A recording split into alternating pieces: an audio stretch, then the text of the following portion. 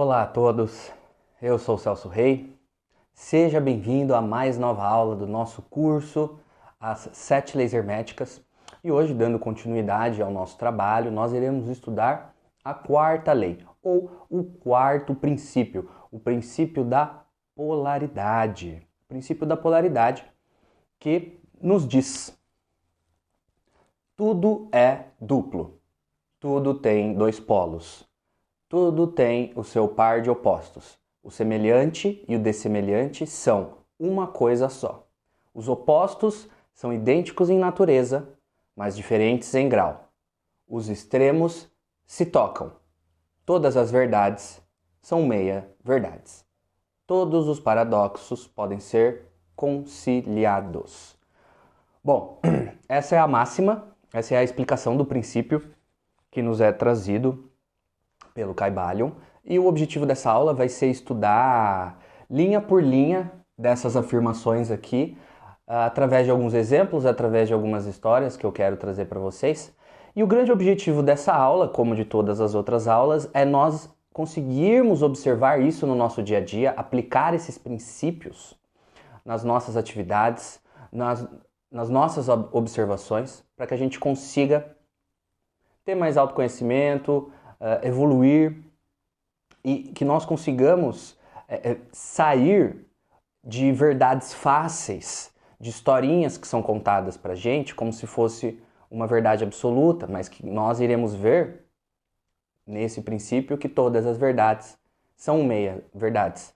Então, a ideia da gente estudar o princípio da polaridade, dentre muitas outras, é claro, é fugir daqueles discursos fáceis, sensacionalistas, manipuladores, que muitas das vezes são escondidos por trás de alguma afirmação sutil que possa passar despercebido. Mas depois que nós aprendermos o princípio da polaridade, nós, enquanto estudantes dessa sabedoria oculta, magnífica, não seremos mais controlados ou manipulados por qualquer tipo de discurso que tenha esse objetivo por trás dos panos.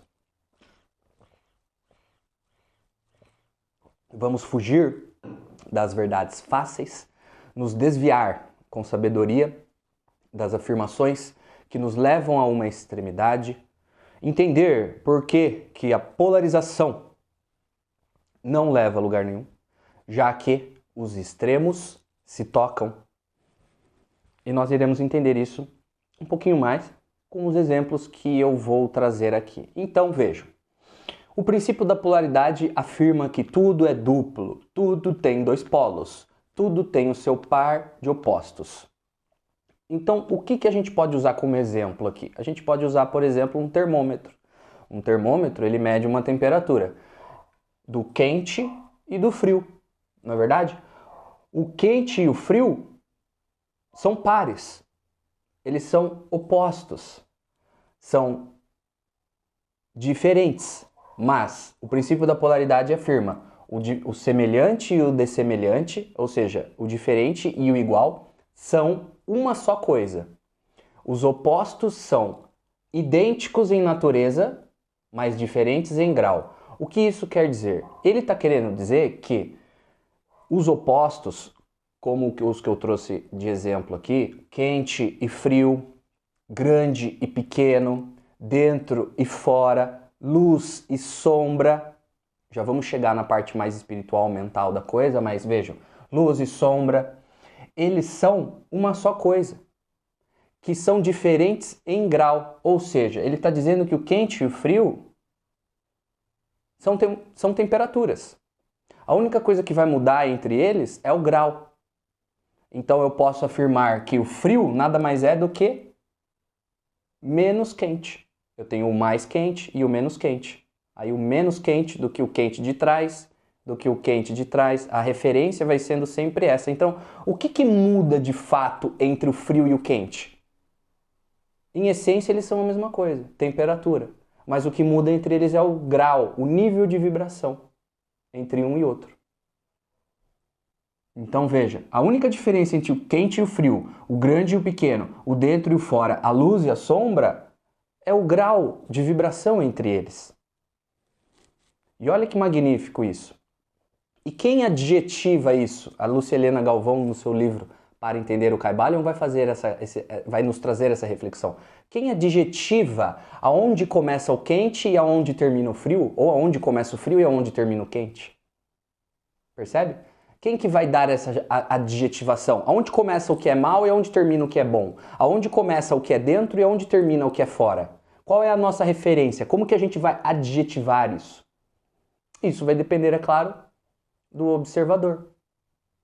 Então, veja, se a diferença entre, vamos pegar um exemplo clássico aqui, bem e mal. Se eles são idênticos em sua natureza, mas diferem somente em grau, aonde começa o bem e aonde começa o mal? Existe um conto que nos é trazido no livro da professora Lucilena, é um conto chinês que diz o seguinte: certa vez, um pai comprou ao seu filho um cavalo. E todo mundo da vila foi parabenizar a criança e o pai. Nossa, que cavalo bonito, parabéns pelo seu presente, que presente maravilhoso, que coisa boa, isso foi muito bom, esse presente é muito bom. E o pai disse, olha, isso pode ser bom ou pode ser mal. No dia seguinte, o menino estava andando no cavalo e ele caiu. Caiu e se machucou gravemente, quebrou a sua perna e teve outros problemas de saúde.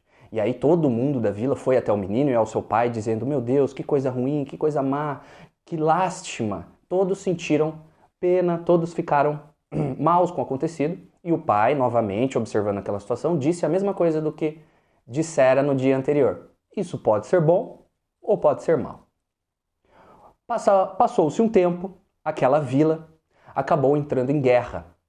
O país ao qual aquela vila pertencia acabou entrando em guerra. Todos os homens foram convocados, inclusive os meninos. Porém, o filho daquele homem, por estar com a perna quebrada, não foi chamado para ir à guerra. Enquanto os outros iam, ele não foi chamado. Então veja, qual que é a moral da história aqui? É dizer que o gradiente do que separa o bem e o mal acaba sendo relativo conforme um subprincípio do princípio da polaridade, que é a lei da necessidade, o princípio da necessidade. Então, numa época da humanidade, algo que hoje é considerado ruim era bom.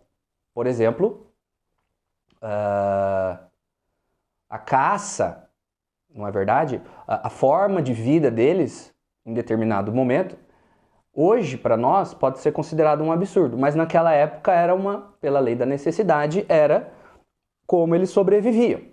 Então, se eles não tivessem sobrevivido de uma forma que para eles era o bom, hoje nós não poderíamos refletir sobre isso. Hoje poderíamos não estar aqui, não estar com a civilização dessa maneira, mais desenvolvida, porque simplesmente não haveria, porque eles não teriam sobrevivido. Então,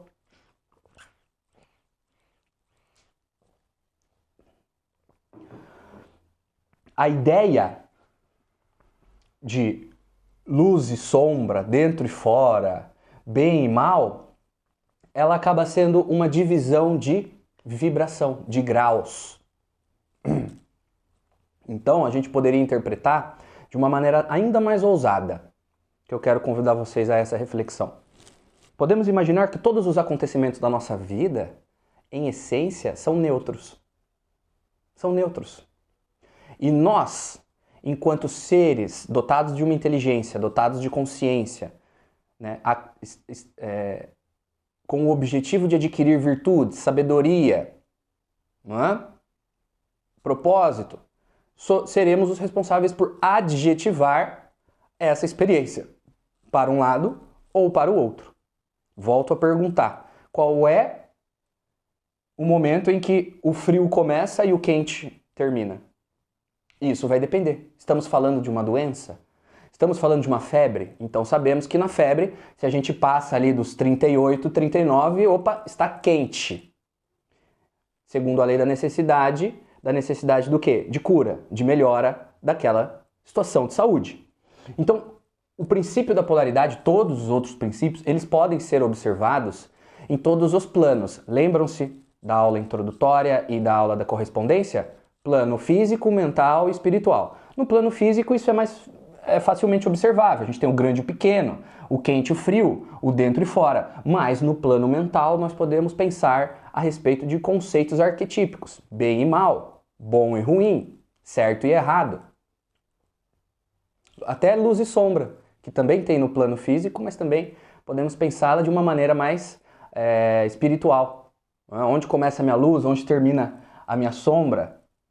A minha luz estaria aqui, sendo vista, sendo colocada a serviço de um propósito maior se eu não tivesse contato com a minha sombra? Então, é por isso que ele afirma: todas as verdades são meias verdades, porque dentro do princípio da polaridade, que permeia tudo, não temos verdades absolutas. O que é o quente absoluto? O frio absoluto? O que é o bem absoluto e o mal absoluto? Existe bem absoluto? Pelo conto chinês aqui, nós podemos ver que isso foi determinado pelo subprincípio da necessidade. Entende? E aí também tem uma outra afirmação que aqui é muito interessante, que ele fala o seguinte: os extremos se tocam. O que ele quer dizer com os extremos se tocam? É que se a gente apela para um discurso extremista, seja para um caminho ou para o outro, eles acabam sendo iguais. Ou seja, não há o caminho do meio, não há o caminho do equilíbrio. Entende? Então, por exemplo, quando alguém chega e fala assim: poxa vida, naquele lugar só tem gente assim. E só acontece isso comigo. Quando alguém vem e nos traz um discurso extremista, nós poderemos já afirmar, através dessa aula, através do princípio da polaridade, que essa pessoa está incorrendo numa meia-verdade. Às vezes a pessoa está mentindo para ela mesma e está mentindo para os outros. E a observação que nós podemos trazer para essa aula é: estamos fazendo isso com nós mesmos? Nos nossos processos mentais, nos nossos comportamentos, estamos sendo extremistas? Ser extremista é incorrer numa verdade que não existe, porque todas as verdades são meias verdades. E os extremos se tocam. Como que os extremos se tocam? Eu trouxe 2 exemplos aqui muito interessantes. Nós podemos ver a questão sobre o Ocidente e o Oriente. Iguais em natureza, lados, regiões, diferentes em grau. Porém, se você vai no extremo Oriente, para onde você chega? Você chega no Ocidente. E se você vai no extremo Ocidente, aonde você chega? Você chega no Oriente. Então, isso é um exemplo que a gente pode usar sobre essa questão dos extremos. E é por isso que é muito difícil hoje nós convivermos numa sociedade que está extremamente polarizada. Então, a guerra dos sexos, o masculino de um lado, o feminino do outro, extremamente polarizados nas extremidades. As opiniões políticas extremamente polarizadas, extremamente nas extremidades. O que nós estamos fazendo? Nós estamos negando uma lei universal. Nós não estamos observando o princípio da polaridade, nós não estamos tentando agir em harmonia com esse princípio, e não agir em harmonia com esse princípio é não agir em harmonia com as leis que regem o universo. Lembrando que aqui eu não quero trazer nenhum tipo de doutrina ou dogma ou nada do tipo. Estamos analisando a nossa realidade com base no conhecimento do Kybalion. E o Kybalion nos diz que essas leis, essas 7 leis, são leis universais, que valem para tudo, em todas as épocas, em todos os tempos e em todos os planos: mental, físico, emocional, espiritual. Então vejam, será que estamos indo num bom caminho enquanto civilização, permeando sempre os extremos, com discursos extremos, esquecendo-nos que todas as verdades são meia verdades? E ainda no final tem uma explicação, e tem mais uma afirmação aqui: todos os paradoxos podem ser conciliados. Essa afirmação eu vou explicar na próxima aula, quando a gente estiver falando do princípio do ritmo, que vai ficar mais clara o que ele quer dizer com isso. O princípio do ritmo, um desdobramento do princípio da polaridade. É óbvio que todos eles se interpenetram, não existe um sem o outro, digamos assim. Elas fazem parte dessa realidade juntas. Nós falaremos melhor sobre a conciliação dos paradoxos. Veja, tem uma outra questão que eu quero trazer aqui para vocês, que é a respeito do amor, do ódio. Não é? Aqui eu trouxe várias polaridades. Então, de um lado a gente tem o quente, do outro lado a gente tem o frio, de um lado a gente pode ter o macio, no outro o rígido, a gente pode ter o mole, a gente pode ter o duro. Lembrando que a gente nunca vai poder converter a polaridade de algo que tem natureza diferente. Então, por exemplo, você não vai converter o quente em grande. Você vai reverter o grande em macio. Eles têm que ser iguais em natureza. Quente e frio. Aí você consegue reverter a polaridade de um e de outro. Agora, quero trazer um exercício para vocês. Amor. Amor polariza com o quê? Qual é o contrário de amor? E ódio. Qual é o contrário? O que polariza com ódio? Será que ódio polariza com amor e amor polariza com ódio? Eu gostaria de trazer uma informação que é o seguinte. No livro Kybalion, de 1908, o livro verde que eu mostrei para vocês, ele fala sobre amor polarizando com ódio. Então, o amor e o ódio seriam a mesma coisa em graus de vibração diferente. Então, a grande falta de amor seria ódio e a grande falta de ódio seria amor, pensando dessa maneira. Isso é a tradução em português do Kybalion. A professora Lucilena Galvão, entretanto, nos vem falar sobre essa questão e traz um outro ponto de vista, então eu vou trazer os dois para vocês, para a gente refletir. Ela diz que o amor não polariza com ódio, polariza com indiferença. E que o ódio polariza com afeto ou paixão. Já que para ela, um sentimento tão sublime como o amor não estaria polarizado com algo tão negativo como o ódio, mas acima do ódio. E acima da paixão e acima do afeto. Então ela vai polarizar ódio com paixão e afeto. Amor com indiferença. Eu acho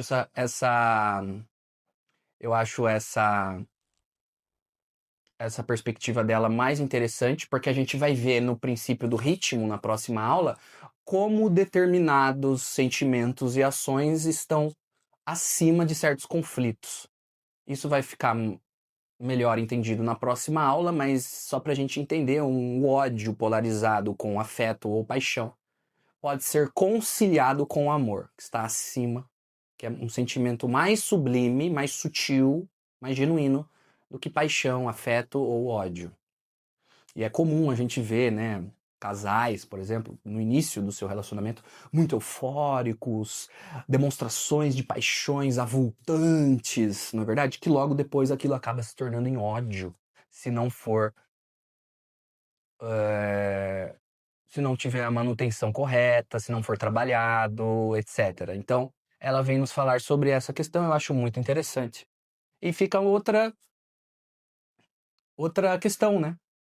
Qual é o parâmetro de adjetivação que nós estamos dando? Entendem? Então, uma coisa é má ou ruim? É bom ou mal? É certo ou é errado? E isso é importante a gente refletir nas nossas vidas e até nas vidas dos outros. Muitas das vezes nós observamos, por exemplo, os pais que acham que estão agindo no bem e no certo com o filho, e mais futuramente percebem que, na verdade, estavam agindo em outra polaridade, gerando um prejuízo, gerando um mal, gerando algo ruim. Entende? Isso acontece muito. Então, o princípio da polaridade nos traz essa reflexão para nós adquirirmos mais sabedoria até na hora de ajudar alguém, até na hora de passar um conhecimento, até na hora de estender a mão, ou de tirar a mão, de estabelecer limites. Hoje, a gente vê muitas dificuldades entre as pessoas por causa dessa questão dos limites, dificuldade de estabelecer limites, saber quando ajudar, saber quando não ajudar. Tudo isso é o quê? Má utilização do princípio da polaridade. Ou seja, não há uma reflexão sobre isso. Não há uma visão sobre isso. Muitos nem sabem que isso existe. Ou nunca pararam para pensar. É claro que nós sabemos que, em determinado momento, o quente aparece e o frio desaparece, e o frio aparece e o quente desaparece. Nós sabemos, intuitivamente, e até por questões empíricas de observação, que o quente e o frio são, de fato, a mesma coisa. Mas a ideia é nós utilizarmos o princípio da correspondência para a gente começar a ver a polaridade nos outros planos, nos planos mais sutis. Né? Matéria de um lado, espírito do outro, que na verdade acabam sendo a mesma coisa, que diferem apenas em grau. Então, se eu sou espírito na matéria, por que eu vou renegar a matéria? Ou por que eu vou não olhar para a matéria? Se ela é a mesma coisa do meu espírito, só muda o grau de vibração de uma coisa a outra. Elas têm a mesma natureza. Percebe? Então, essa reflexão é importante a gente ter. E, indo mais além, trazendo o princípio do mentalismo, do todo, né? Que o universo é a mente do todo, uma criação da mente do todo, percebemos que os opostos, que parecem ser inconciliáveis, irremediáveis, diferentes, fazem parte de uma única realidade. Uma única realidade. E, portanto, nós podemos inferir que um dos nossos objetivos, enquanto seres aí, nessa nossa caminhada rumo a um propósito maior, é conciliar os opostos. Conciliar os opostos. Querem ver um exemplo muito interessante?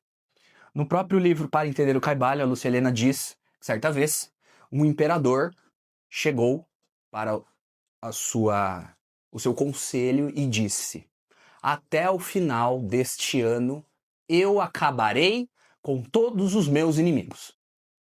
O pessoal do conselho olhou, entreolharam-se preocupados, pensando: nossa, será que vai haver uma guerra? O que será que vai acontecer?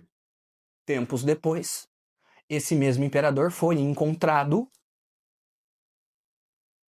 com uma turma no pátio do seu castelo, conversando animadamente, alegremente, e o pessoal do conselho, quando chegou lá, ficou estupefato com a situação, porque viu que eram aqueles inimigos do imperador.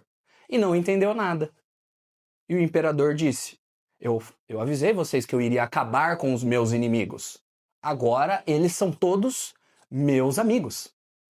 Então veja, a batalha que ele venceu é muito mais honrada, muito mais bela, do que se ele quisesse acabar no sentido de ir para o extremo. Percebe? Então, eu tenho um inimigo, então eu vou acabar com aquele inimigo. Então você está aumentando a polaridade, você não está acabando com o seu inimigo, você está aumentando a distância entre vocês. E isso não vai dar em nada. Então o que ele fez? Ele foi muito sábio. Ele venceu uma guerra interna.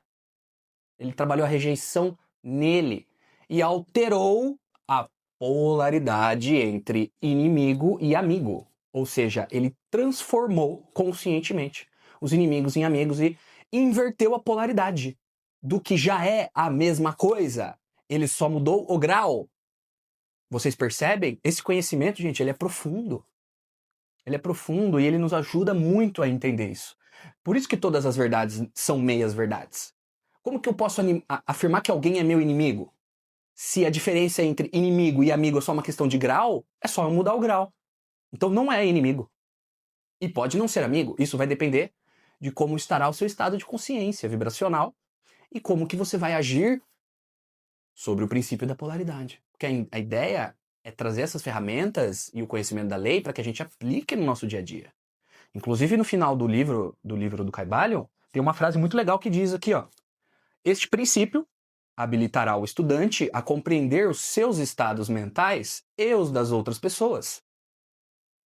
Verá que todos os estados são questão de grau e poderá mudar seus polos mentais e não, preste atenção na palavra aqui, ó, e não ser escravo ou servo deles. Percebe? Percebem? Todos os princípios têm esse objetivo: nos tornar mais independentes, aumentar o nosso autoconhecimento, o conhecimento do nosso microcosmos, assim como o macro, porque o que está fora é como o que está dentro, lembram-se disso? Correspondência. E adquirirmos maior autonomia de vontade, de ser, de estar. Entendem? E, bom, tem uma outra situação que eu queria trazer para vocês. Mais um exemplo que eu tinha esquecido aqui sobre a questão dos extremos se tocam. A gente tem o exemplo do Oriente e do Ocidente. Nós também temos o exemplo das notas musicais. Se você começa no Dó e vai do, Ré, Mi, Fá, Sol, Lá, Si, chegou no outro, começou num extremo, Dó. Foi até o outro extremo, Si, chegou aonde?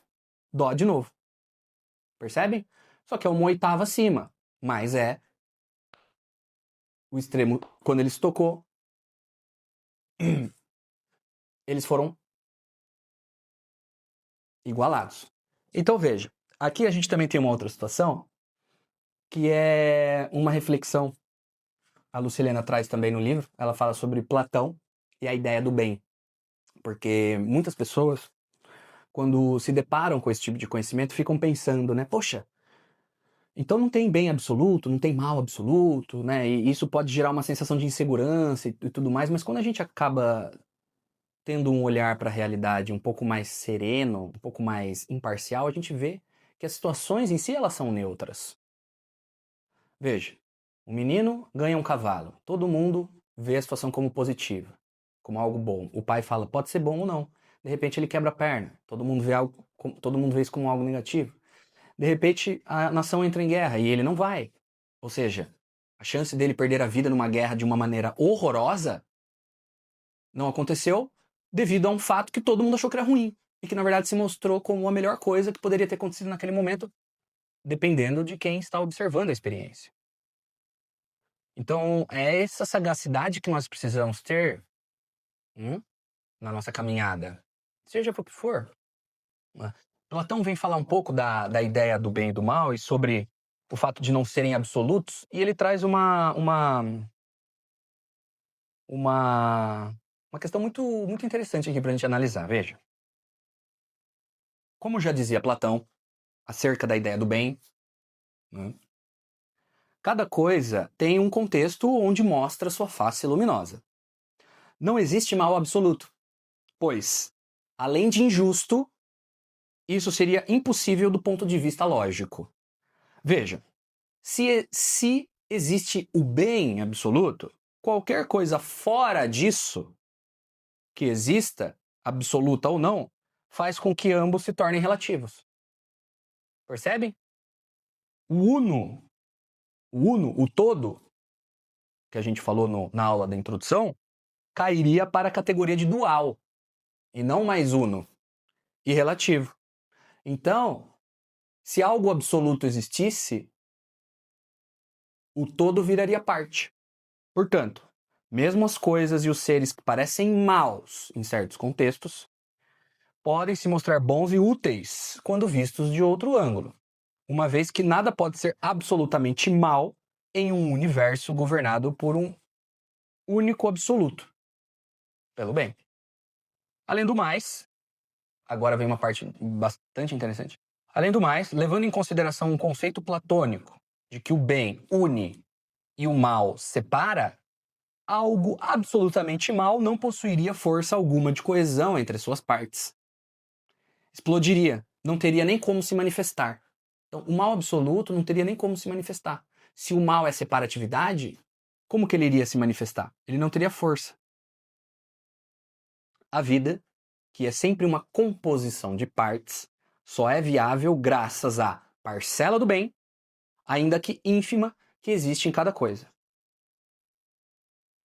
Então, gente, isso é uma coisa muito interessante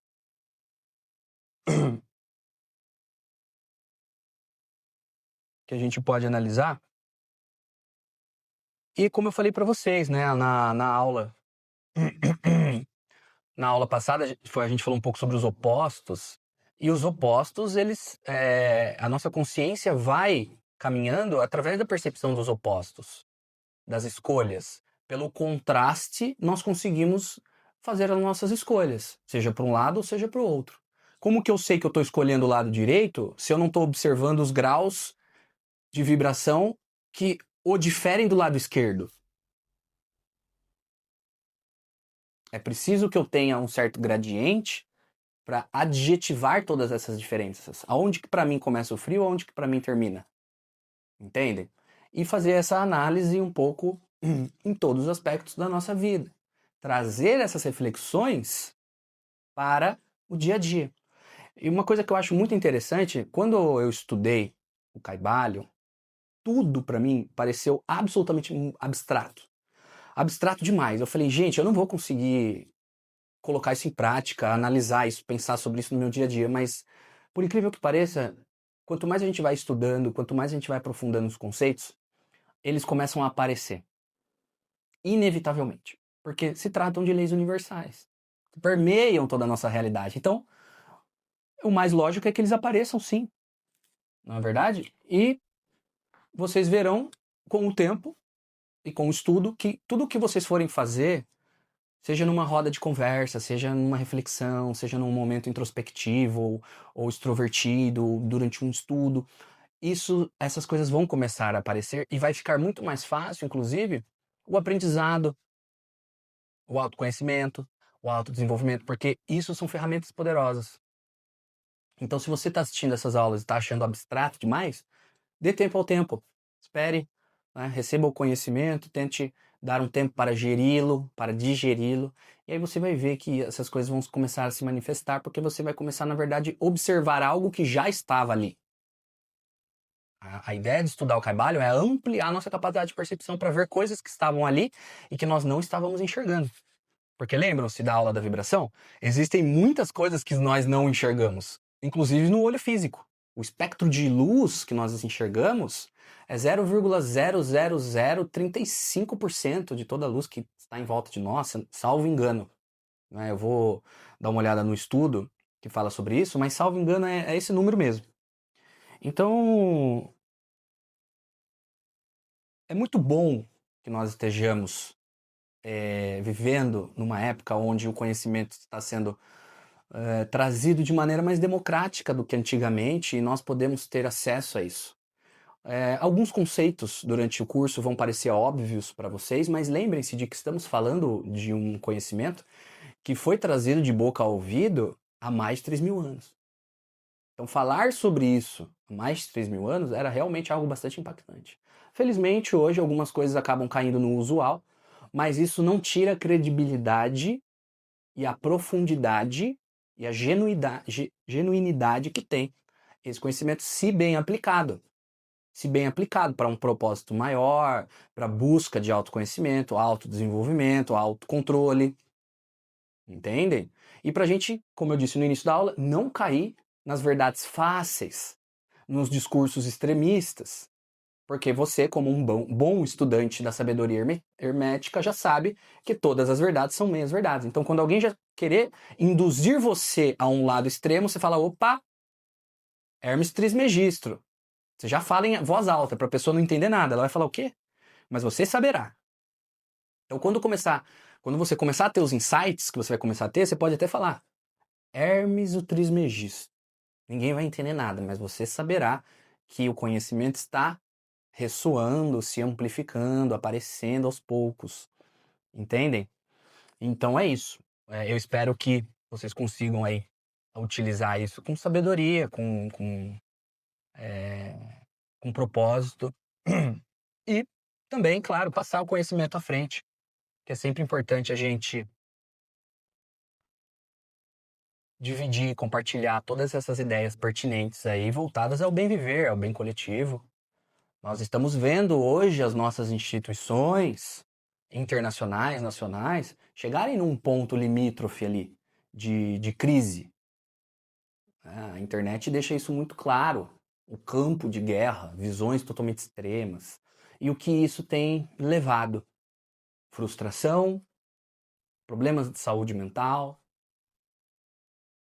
desequilíbrio, guerras, todo tipo de catástrofe, de confusão, seja a nível mental, seja a nível físico.